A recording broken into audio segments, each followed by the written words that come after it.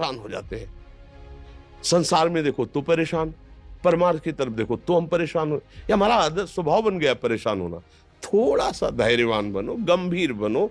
कोई इस भारी से भारी विपत्ति में परेशानी स्वीकार करके विपत्ति से थोड़ी निकला जाता। सुलझो, ठीक है, ये विपत्ति आई, समस्या आई, इसका समाधान होगा।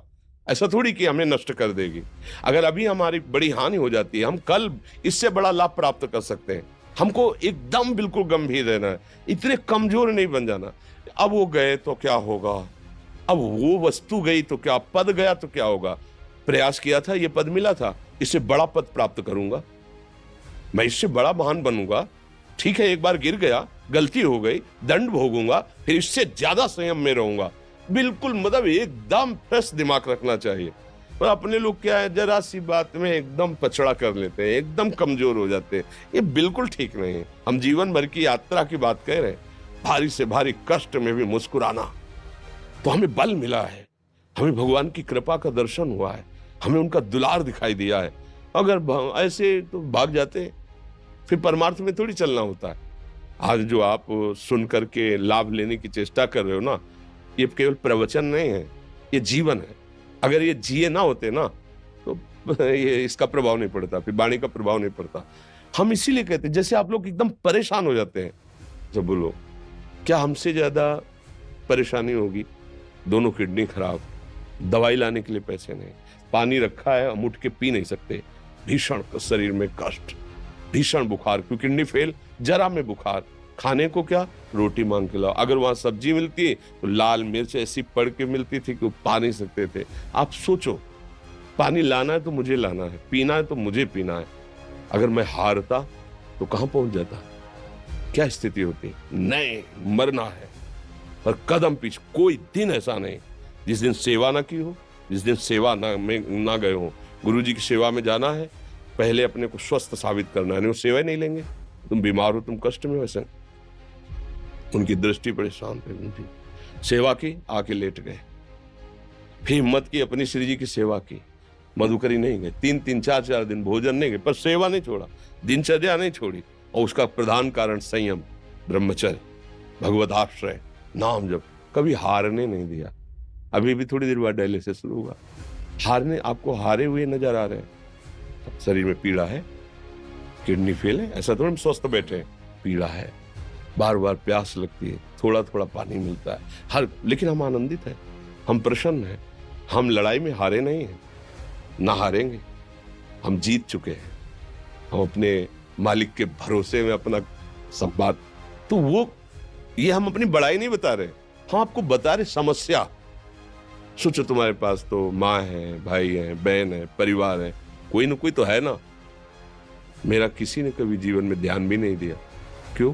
बचपन से बाबा जी बन गए, किसी से प्यार नहीं, किसी से संबंध नहीं, कोई जानकारी नहीं, हम कहाँ हैं, वो कहाँ है, किसी से कोई मतलब नहीं। अच्छा, जवान साधु कौन श्रद्धा करे? कभी गांव जाने की हिम्मत नहीं पड़ती कि रोटी मांग ले, पता नहीं लोग क्या सोचेंगे, क्या भावना कर ले। हम दरवाजे पे खड़े हैं, क्या कैसी भाव, जो हमारे सामने आकाश वृत्ति से आया यौवन अवस्था में वही पाया, अन्यथा भूखे रह गए। जब हम हर समय अपने को विवेक के द्वारा सावधान रखे तो हम कभी निराश नहीं हुए, कभी उदास नहीं हुए, कभी ऐसा नहीं लगा कि यार हम दुखी, कभी नहीं लगा।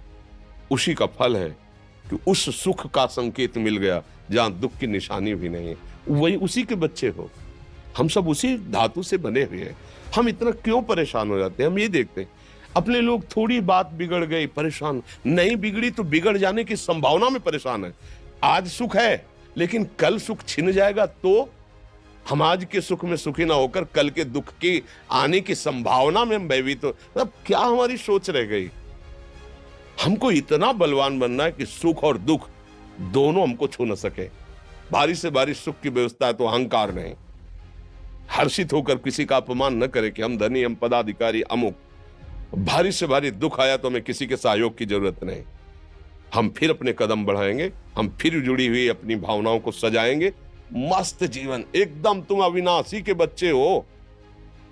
शेर का बच्चा भेड़ों के बीच में फंसकर म्यों म्यों बोल रहा है, बस अगर दहाड़ना सीख जाए तो कोई भी उसे परास्त नहीं कर सकता। ऐसे भगवद अंश, तू प्रपंच में फंसकर अपने को इतना दीन क्यों देख रहा है? तू ऐसा है, कि भगवान के दिव्यास्त्र में भी ताकत नहीं तेरे को मार सके।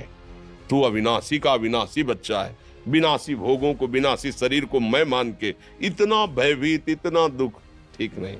ये सबके लिए, केवल एक के लिए नहीं। आप समझो, आप लोग सोचते हैं हम गृहस्थ होकर भला ऐसी स्थिति कैसे।